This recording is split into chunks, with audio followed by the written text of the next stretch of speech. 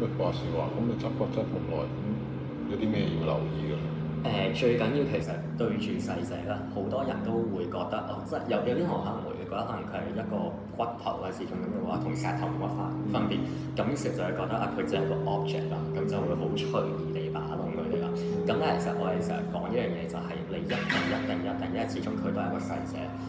就算可能佢係冇人認領也好，或者佢係一啲已經離開咗好耐嘅人啦，在生嘅都冇人記得佢都好，佢始終係一個曾經有人愛過嘅，曾經喺度活生生存在過嘅個體啦。咁所以變相我哋每一次面對嗰個時候，一定係要敬重，呢個好重要。何謂敬重嗰樣嘢就係、例如我哋唔會特登影佢哋嘅時候，然之後擺上一啲社交媒體啦。我哋去接觸呢啲骨嘅時候，我哋都唔會着到好開放或者着得好係太暴露啊，咁樣都會盡量避免啦。咁都係帶住一種安靜一種係尊敬嘅心入去啦。咁我哋唔會攞佢去講笑啦，即係亦都唔會攞佢哋去玩。咁呢個好重要。咁當然變相係除咗要尊敬之外，可能有啲同學會驚啊。咁呢個都好明顯會發生嘅。咁所以即係我哋自己去，萬一真係無論係你真係接觸人骨也好啦，可能你上網上去揾到啲相去睇也好，你去做研究去睇相睇archive 也好，當你見到嘅時候，其實更加重要嗰樣嘢係你要識得處理好自己嘅情緒。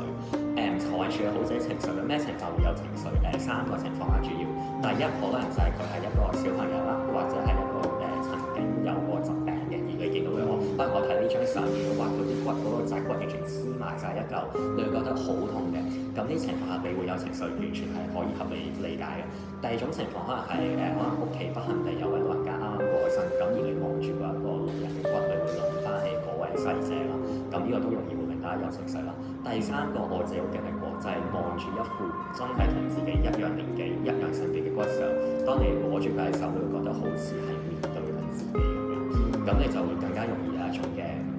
代入，反應先係代入啦。即係尤其當你諗到就係骨嗰樣嘢，其實點解大家驚骨？其中一樣嘢係因為骨係逼你正視死亡。佢話緊俾你知，我理得你平時生前你做過啲咩，你幾咁風光，你買咩衫着咩都好。當你死咗之後，你唯一剩低嘅就係呢一嚿骨，大家都係差唔多樣，都係咁嘅樣。咁變相當我要咁樣直視死亡代入咗落去嘅時候，好容易會有好強烈嘅情緒喺度啦。我自己都試過。